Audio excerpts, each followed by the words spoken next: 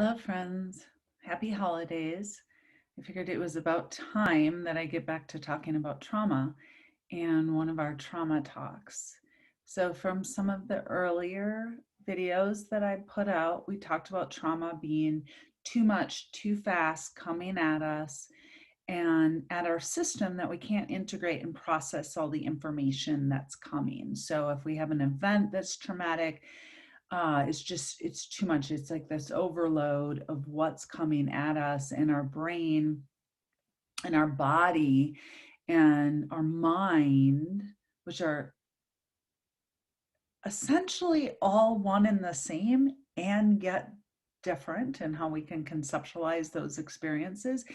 But it can be too much for our body or our energy awareness to take on, too much for our minds and our consciousness. So some of that staying in unconscious form and not really coming through in an adaptive way, as well as our brains, literally, our brain and organs in our body of how our nervous system and how that relates to our brain and our wiring and our systems physiologically, not being able to take in all the information. So regardless of those traumas, and refer back to one of my videos on all the varying different ways trauma is, and small traumas and big traumas and what that means, they all are significant. So they could be a relational trauma that comes from relationships and the relational and interpersonal experience that we have in those relationships, and deficits in attunement and attachment and things of that nature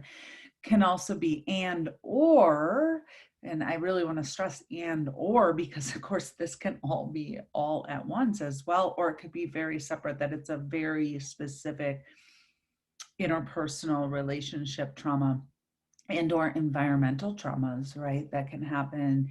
And so the physical world and the manifestation of what's going on around us in our environment that can be very traumatizing, and we're taking them in through our senses, and it's overloading, right? So that overloading our mind, our body, our heart, our spirit, our energy, whatever it is, can't quite take that in a really adaptive way and process that through, so it stays stuck. And of course, we all know sometimes too much too fast comes at us, and then over hours, weeks, months, and sometimes even years, we do process and we come to a very adaptive place, right? And so we have that potential to do that. There's no question that we don't, right? We have this potential. But sometimes those things, especially if they're very consistent and they're happening, or they're just very overwhelming in the moment for whatever reason. And again, that really varies. So let's really validate that everyone's experience of what is overwhelming to them for whatever reason.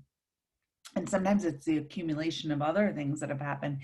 And there's so many that we have to really empathetically understand that something was overwhelming to somebody, but then it got stuck, and then it stays stuck. And that's what we would call post-traumatic stress. So traditional PTSD, which most of us have heard of, is really a single event, and it can be a very overwhelming single event. It can be something we've seen, something we've literally experienced physically or energetically or emotionally, psychologically. And like I said, interpersonal, environmental, both. So that context. And when it doesn't, from the textbooks, we're going to say doesn't resolve and process through fully after like 6 months, then we start seeing, oh, somebody's really developed this post-traumatic stress from that event. And then where I kind of come in and specialize is in the complex trauma, where again, this didn't just happen once.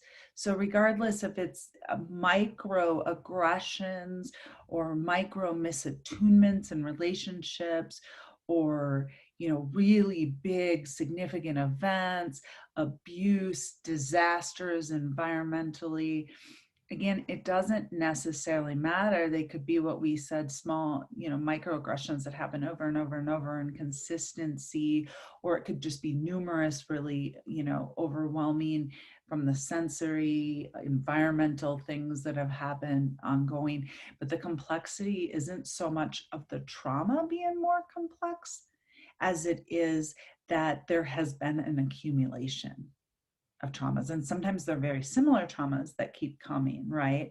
And sometimes it's varying traumas from all different kinds of aspects, but this accumulation, and I like to, when I'm talking to my clients, use the analogy, if you were at the airport and those luggage corrals and the luggage is coming down, try to go and hold that luggage. Like, how long are you going to be able to hold that? So if you're just sitting there holding that luggage back so it doesn't keep coming, right? And more luggage comes, more luggage comes, more luggage comes. Well, at some point, it's just going to blow up, right? I mean, we can only, as humans, handle so much. So it's really that kind of accumulation and the lack of the integration. And when I say integration, I really mean processing and bringing in insightful, adaptive information. That's what that means. So that word can be very triggering to some people because I think there's just been some really misuse of that. So I want you to understand that I just mean that as the ability to process all that, and so that it's not staying stuck in our bodies, in our minds, and in our energy systems, and our spirits.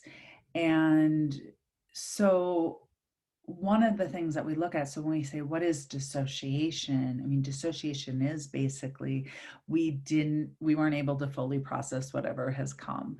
And so therefore fragments of it, pieces of it, or maybe sometimes the whole event or situation is stuck.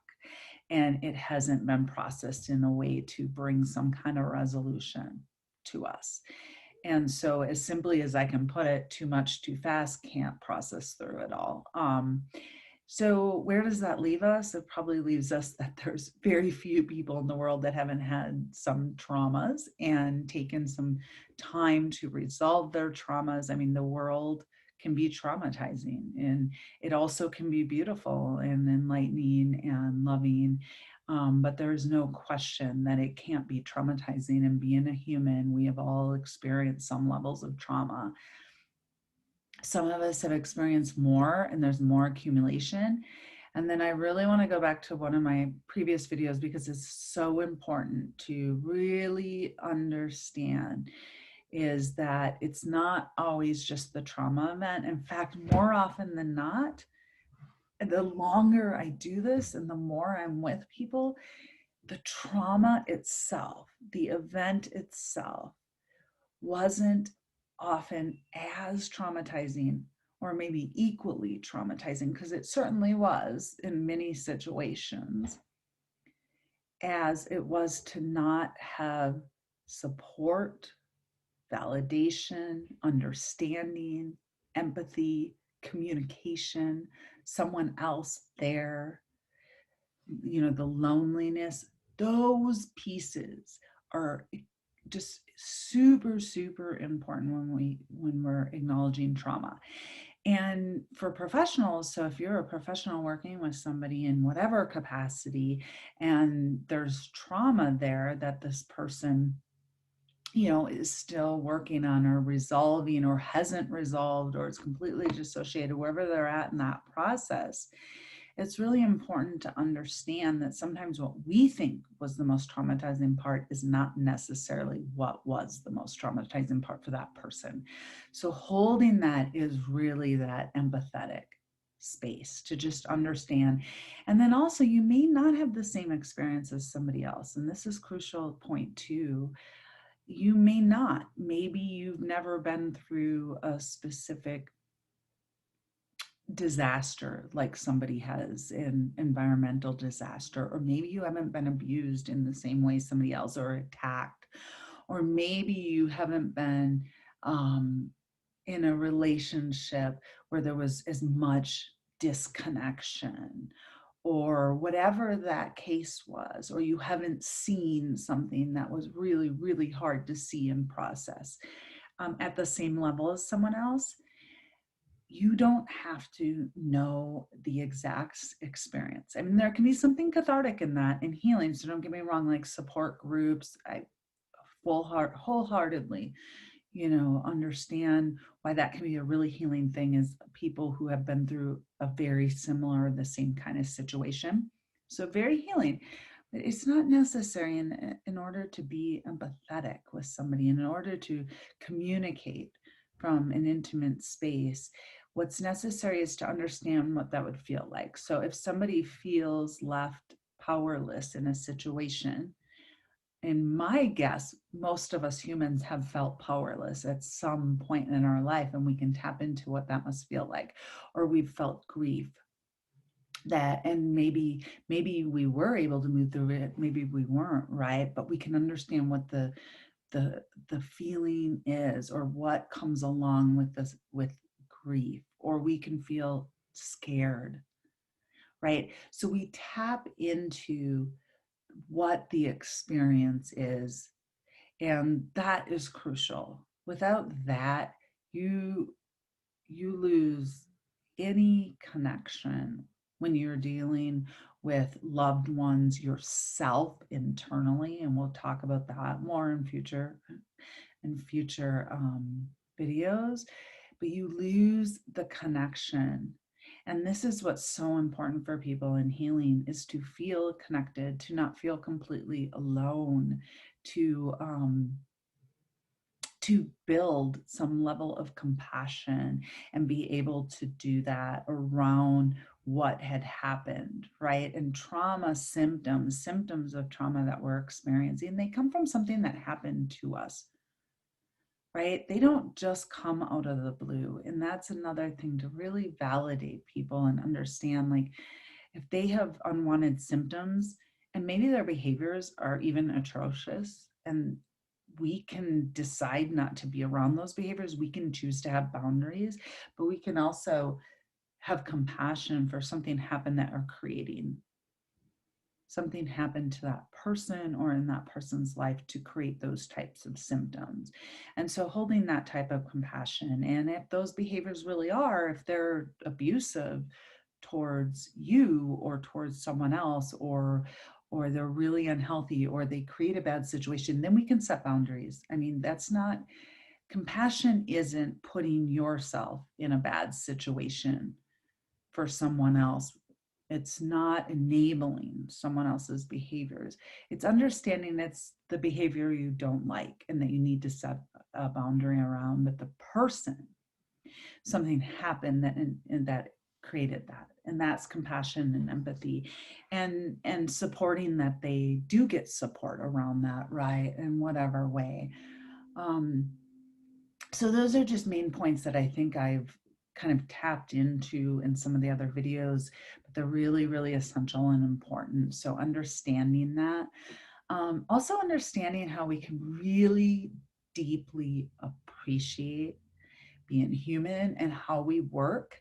So when something is overwhelming to us in whatever way, if you get in a car accident and then you're in shock from the car accident, like, this is a beautiful process. Like, if I get in a car accident tomorrow and I'm in a lot of pain, or I've experienced just too much and this seen too much, whatever is going on, then, so much gratitude that my system, my brain, the parts of me, my mind, my body knows what to do to try to protect me.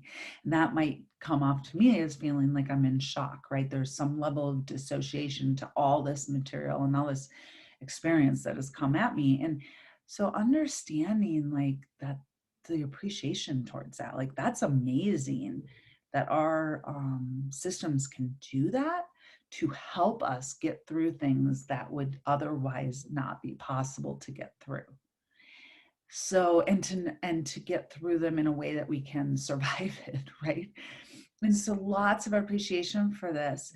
And I think one of the big pieces of when it gets unresolved is it keeps accumulating. And so there isn't access to being able to really resolve what has happened. So maybe that shock wears off over time, but we're still left with avoidance in the system and not really overcoming that because we didn't have the support that we needed. We didn't have the tools that we needed. We didn't have the things that we needed in order to really kind of move through that, which maybe would take naturally and normally months to move through.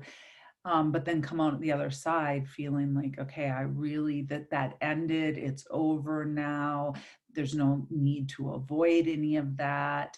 I can go over the memory and not have distress of the memory anymore, right? When do we get to that point? Well, oftentimes when we don't have the right support or the right tools, or we've already been traumatized prior to something else, we don't get to that point that we want to get to. And so that's again what I call complex trauma. And or maybe something else happens and then we never kind of clear that one out because of some accumulation, or the event was just so horrific that there isn't that capacity to be able to, or we just needed to move on and we didn't have like some of the reflection tools or things that we needed in order to do that over time, because naturally something really big would take time, right? It's not going to just move through and completely process in minutes or hours. Some things may take months, or like I said, even years to do that.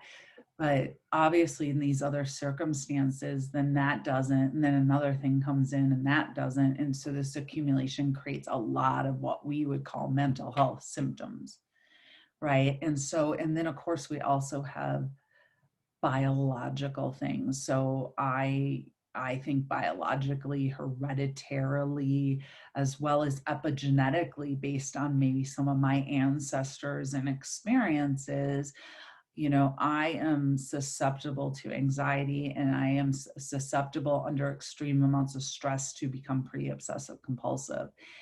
And so it take me a long time to move out of those things. I also know that I'm susceptible to that, right? So if I were to endure traumas and they weren't moving through, this might be a way that for me that I would go into in order to try to cope with all of that accumulation of trauma.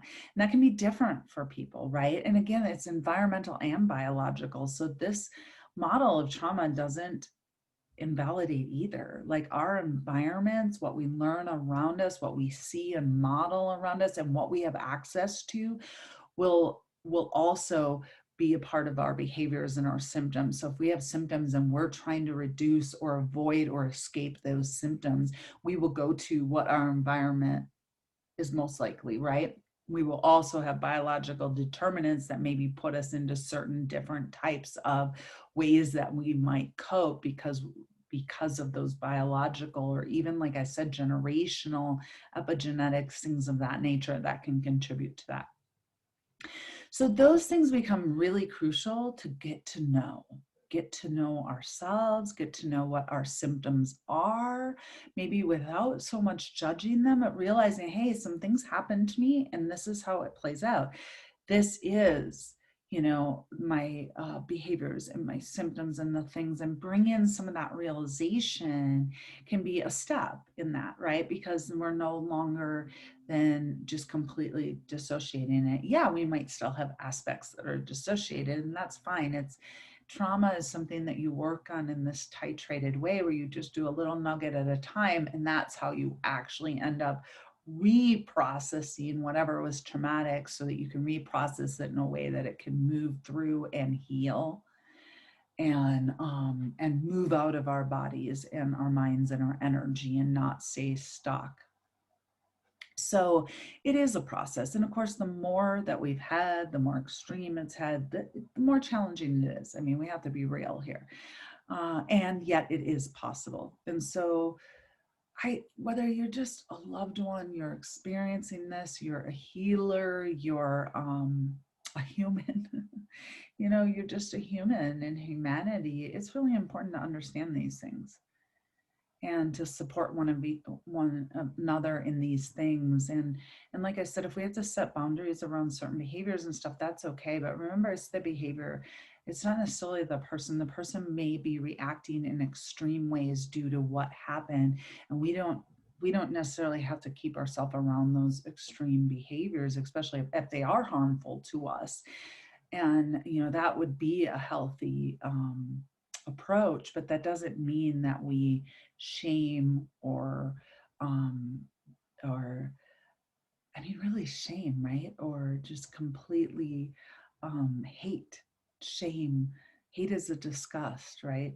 Shame is a you're separate than me, you're different than me, right? I mean, I could see under certain circumstances, I think there's probably just about any kind of behavior or symptom that would be possible for me to have, right? If I was in the right situations at the right time and had these, this happen. And that's again empathy, having compassion for the world and promoting. So it's not putting yourself in or enabling somebody if that is a problematic thing or a problematic relationship.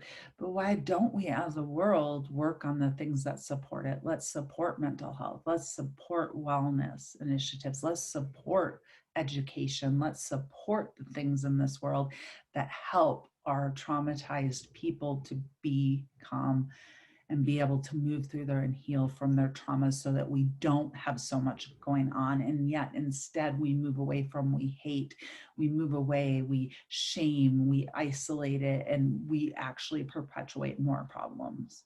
So in knowing this and in understanding this, there's beauty and some love, right? That this is really important for us as humans to really understand. And a lot of times when we do push it away, I, there is some truth to that. We're pushing it away because we're pushing it away for ourselves. So also compassion for the people that are pushing it away, like understanding that, their behavior of pushing it away and maybe shaming somebody else or shaming, a group or shaming something is their way of not being able to work with their own, right? It's a denial. It's a, I don't want to be or have that experience, or I do have that experience and I don't want to own it. So I'm going to project it onto everybody else as a problem so that I don't own my own traumas because they're too much for me to realize on my own, right? It's very rare that I see someone who's healed through traumas that really does push that away to that level. So there is no all or none in any situation or exact wrong or right, but often I see that people that do that are wounded themselves. And so also holding compassion for that.